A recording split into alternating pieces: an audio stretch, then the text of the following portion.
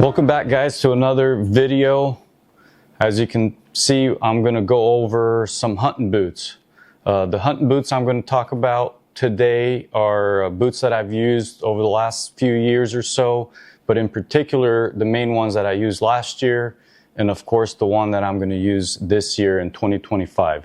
So I don't have any of the stuff memorized, so I'm going to use a little cheat sheet, so forgive me for kind of looking down and not at the camera. But so I have an array of different style of boots in front of me, and I'm going to talk about them with some of the things that I've liked, don't like, and really what has worked for me. And that doesn't necessarily mean that will translate to you guys. Everyone has different type of feet, different shapes of feet, different, everyone has, or not everyone, but there's people that have some issues.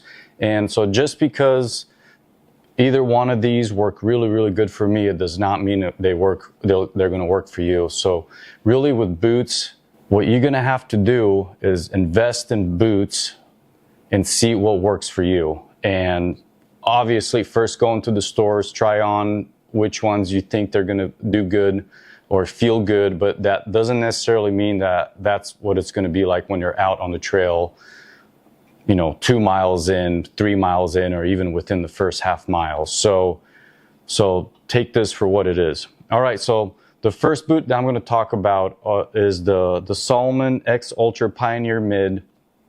This, as you can tell, it's more of a hiking type boot. It's not made for hunters, although a lot of hunters, in particular bow hunters, use. And it's, to best describe it, as you guys can tell, it's more of a tennis shoe style of a boot. So with that, as you can tell, it's a pretty small profile. It's a 6-inch high boot, or maybe even a little below that. And it's extremely, extremely light. Let's see, the weight is 14.4 ounces for the pair. And these are by far the lightest boots I've ever used, the softest, really comfortable. They are waterproof, although they're not Gore-Tex. I think it's some sort of treatment that Salomon uses, and I'm not really sure what it is. I'm assuming some sort of spray or DWR coating or something that they use on their material. And I did get these wet a little bit hiking around and using them, and I didn't get wet. Like I said, they're really soft. And for me, when I started wearing these on my hunts, I did not like how soft they were. Hiking on flat ground, no problem. The minute you start going uphill, steep downhill, side hilling, my feet were developing hot spots really, really quick. And of course, that's with me wearing a backpack with gear in there. And it was a light setup because I did not wear these on any overnight hunts.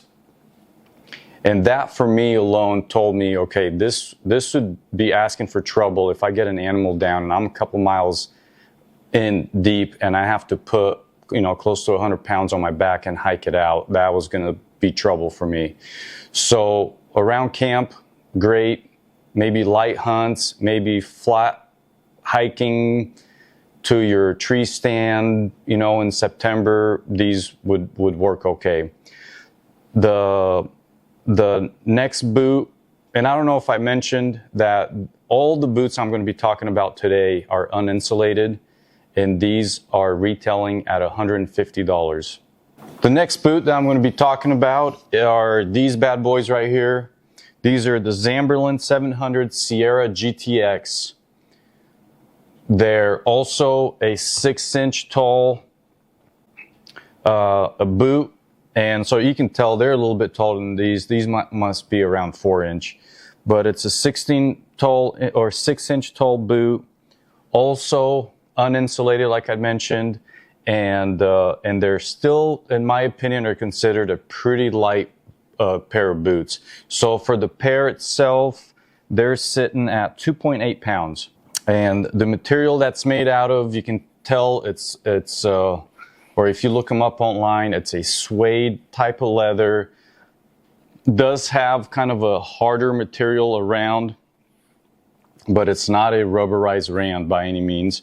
But I haven't had any issues when I'm side hilling or anything like that, hitting some rocks, sharp sticks, where I did kind of have that problem with these just being so soft from the material that they made out of. They are a Vibram sole on these particular ones.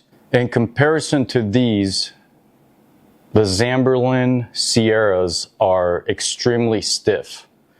And I actually do not mind that at all. I like the stiff boots because of the type of terrain that I hike in.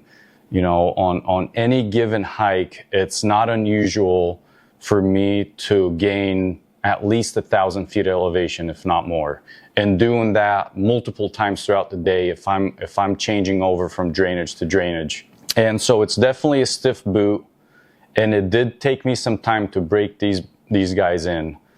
I wore them around town, I wore them on some light hikes, and I still had some discomfort when I took them out.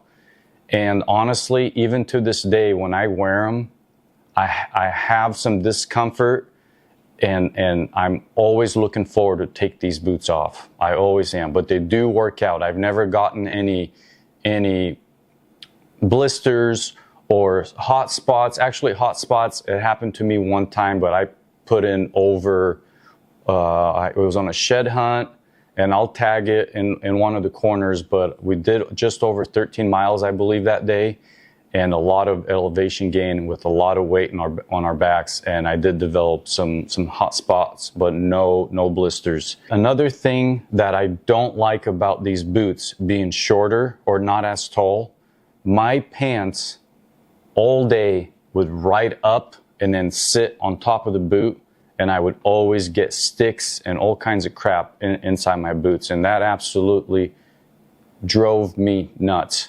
Even though this is a great boot, besides some of the things I talked about with the comfort and that you develop throughout the day, the discomfort, I should say, is my pants just riding up on them and then sitting on top and just getting all kinds of pine needles and dirt and dust and rocks and everything else in there. I absolutely hated that. The only time where I didn't have a problem getting stuff inside my boots or springtime during my shed hunts. Obviously, shed hunting, you're side hilling a lot and going through moist, wet terrain and snow, so I always have gaiters on, and I never obviously had any issues since I'm wearing gaiters. So these paired with gaiters, I would recommend, but beware that it takes a while to break them in. I still have discomfort after a long day in them, and the price point is double of these. So these are roughly $300. The next one on the list are also Zamberlans, and they're the Zamberlan Lynx Mid GTX, and these particular ones, as you can tell, they're the BOA system ones. Okay, I've had these, you guys, since my last boot video I did, and I really appreciate you guys checking that out. It's gotten quite a lot of views and good traction and a lot of engagement with the viewers. So diving onto this particular boot, so the Zamberlan Lynx Mid GTX, the price point on these are even higher than all these other ones. These are $440 retail. They're a 9-inch high boot, so 3 inches taller than these other ones. They do have the BOA system, as I mentioned, and I know, including myself, I was extremely freaked out, I should say, when I didn't really think about it until I started using them a lot on my hunts. The what if one of these wires break? And to be honest with you, I have hundreds and hundreds of miles on these boots. Springtime, bow hunting, rifle hunting, doing anything else out in the woods, and I haven't had absolutely any issues with this BOA system. It is extremely tough, and I am amazed by it, absolutely amazed by it. So if you're considering getting these, guys, don't be freaked out. I'm sure maybe there's some examples out there where guys have had issues, but I've had absolutely zero issues with mine. And in fact, I've wore these so much that the rubberized coating outside the wire is even worn out to the bare wire, and nothing is fraying. Yeah, very, very, very impressed. Both these are waterproof with Gore-Tex, and I forgot to mention that these other Zamberlans are also waterproof with Gore-Tex, unlike the Salomons where they're just treated. Also uninsulated like these other two boots, and they're surprisingly, even though they look like a beefier boot, taller boot, they're actually lighter than the Sierras. These are sitting 2.6 pounds per pair compared to the 2.8 pounds per pair with the Sierra. Vibram soft outsole on this one. These also, as I mentioned, have the Vibram soles, outer soles, but they're stiffer. These are extremely soft. That's why I would not recommend wearing these on your, like going to the grocery store and doing stuff outside, because they will wear out quick wearing them out on pavement. Another thing with these, they have a toe rand. For years and years of use, they are starting to come up, peel back a little bit around the edges. But other than that, I haven't had any issues. But I do have to say that after about 3 years of use, these boots lost their waterproofing. And it could have been self-inflicted on a cold, I think it was last weekend of a bow season. It was extremely cold and we had a pretty good fire. And I had my boots while we're eating dinner a little too close to the fire. And one of the outsole started completely coming off, like really bad. And even the rand was kind of losing its glue. And so what I did is I got some AquaSeal, a tube of AquaSeal adhesive, and I put it on there, and it bonded really good and didn't crack or anything. But if I remember right, after that point, my feet started getting wet in these particular boots. So you guys, this is by far the best boot I've ever owned, I've ever used, the most comfortable. Even when I bought these newer boots, and like I was saying, after I got back from a long hunt and my feet were just kind of screaming, wanting to get out of these boots, I always went back to these, unless it was just raining outside. They're extremely comfortable, pretty much no break-in needed, at least for me. They're relatively light. Yes, they're not 14 ounces, but they're only 2.6 pounds per pair. So 1.25 pounds per boot, roughly. They're amazing. I would recommend them to you right now. Get these if you're really interested in the BOA. But let me tell you what I don't like about them. The BOA system, I found myself frustrated many times putting these boots on because you can't really open the boot all the way, unlike a boot with shoelaces where the top is not laced. So the laces kind of start down here. You can really pull on the tongue out and get your foot in there easily. The fact that you don't have that and there's no loop absolutely at all behind the boot to kind of grab on and pull on the boot as you're trying to put your foot in, it drove me nuts, you guys. It was frustrating to me that I got these with the BOA system, so it's kind of a easy no-brainer, throw your boots on and cinch them down, but it's a pain in the butt to get your foot in there. So that to me was a big bummer. The other thing that I also don't like, and it's also inflicted by the BOA system, is you have no control on tightening the boot at the lower part of your foot, so towards your toes. So the toe box for me, the whole time I've owned these boots and every time I've used them, you cannot tighten the toe box. You can tighten the crap out of the top here and the toe box pretty much stays the same. I got used to them. I never got blisters, hot spots, or anything like that. But it's just, it took me some time to get used to wearing these with a loose toe box. So for me, those two things are pretty frustrating when you're spending $475. I don't know if I mentioned that. These are $475. So they're the most expensive ones out of the three.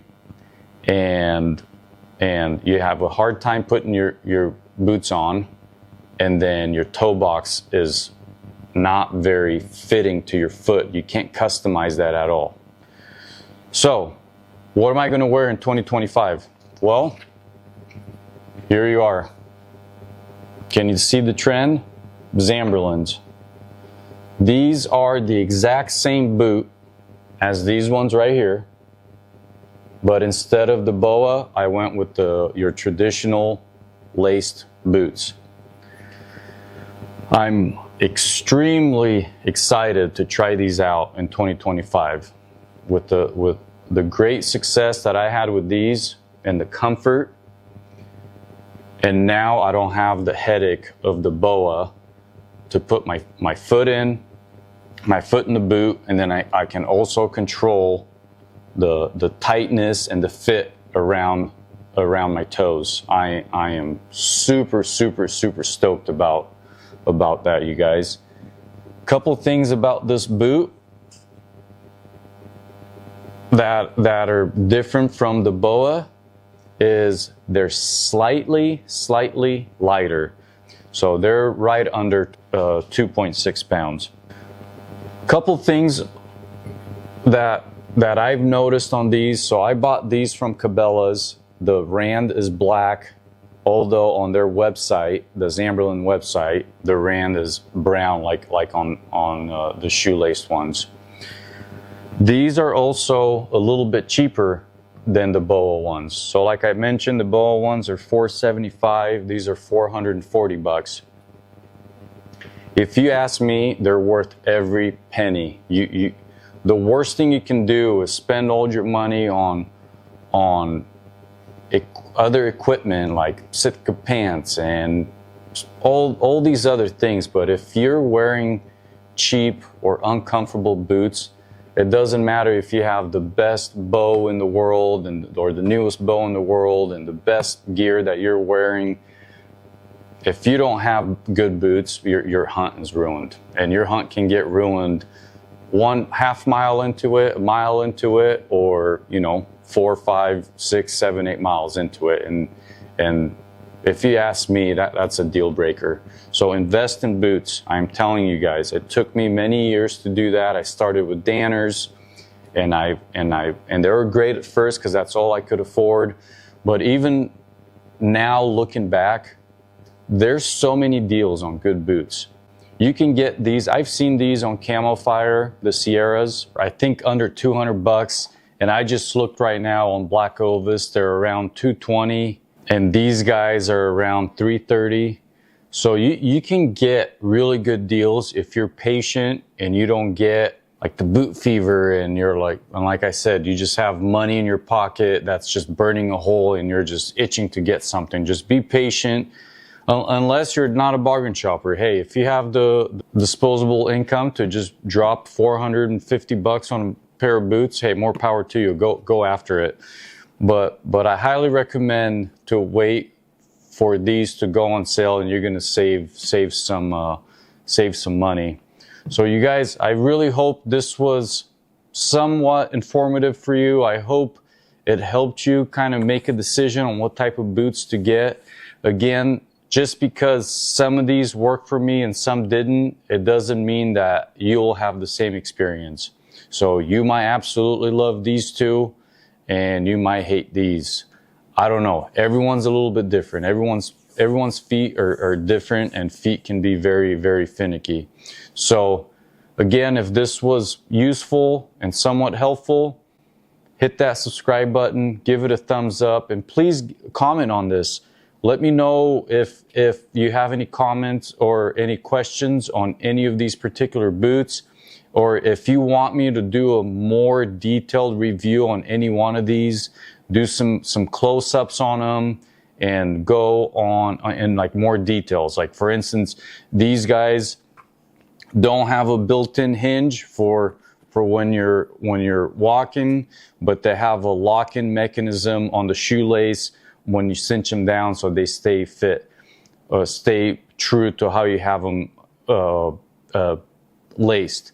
These guys, they have a built-in hinge. So same with these. So if there's anything that you want me to go in more detail on any of these boots, just let me know. Appreciate you guys watching. Good luck this season, guys. Get an animal on the ground, fill that freezer. I'm a meat hunter, and that's all it's all about. Let's go.